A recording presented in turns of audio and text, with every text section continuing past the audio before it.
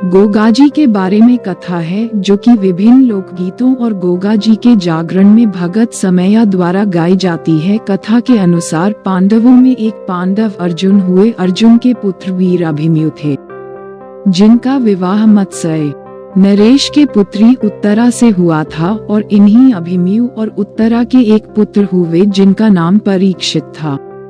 एक बार राजा परीक्षित के सिर पर कलयुग सवार हो गया। तब राजा ने कलयुग के प्रभाव में आकर एक ऋषि के गले में मरा हुआ सर्प डाल दिया।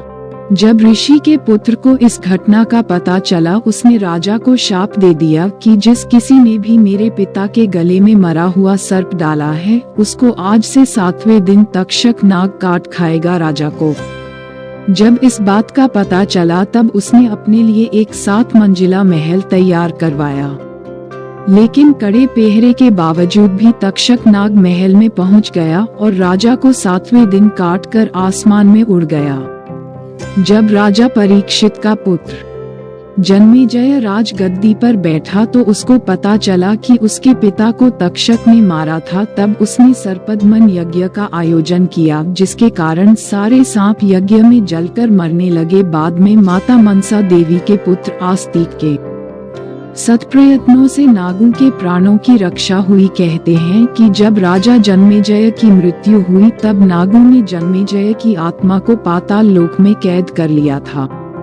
कलयुग में जब माता बाछल ने गुरु गोरखनाथ जी की सेवा की, तब उनकी सेवा से प्रसन्न होकर गुरु गोरखनाथ जी ने उनको तेजस्वी पुत्र का वरदान देने के लिए पाताल लोक की ओर प्रस्थान किया, जहां से में राजा जन्मेजय की आत्मा को गूगल में छुपा कर जाने लगे। कहते हैं तब नाग भी उनका पीछा कर रहे थे। जब गोगाजी धरती पर आए, तब भी तक्षक नाग ने उनका पीछा नहीं छोड़ा और उनके हाथ से गूगल छीनकर निगल गया। सौभाग्य का वहां पर एक झाड़ू मारने वाला युवक साफ सफाई कर रहा था। जब उसने देखा कि किसी साधु के हाथ से नाग ने कुछ वस्तु निगल ली है, तब उसने नाग पर झाड़ू के डंडे से प्रहार किया, जिसके कारण गूगल तक्षक के मुख से नीचे गिर पड़ी। गुरु गोरखनाथ जी ने गूगल उठाई और झाड़ू मारने वाले को वरदान भी दिया कि इस गूगल से उत्पन्न बालक बड़ा ही सिद्ध पुरुष होगा, जिसके भजनों को तुम लोग गाया करोगे।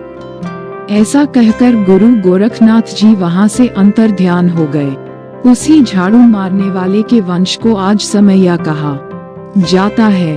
यही लोग गोगाजी के जागरण को अपनी भाषा में गाकर सुनाते हैं। तक्षक नाग भी निराश होकर पाताल को लौट गया। इस प्रकार राजा जन्मेजय ही गोगाजी के नाम से विख्यात हुए।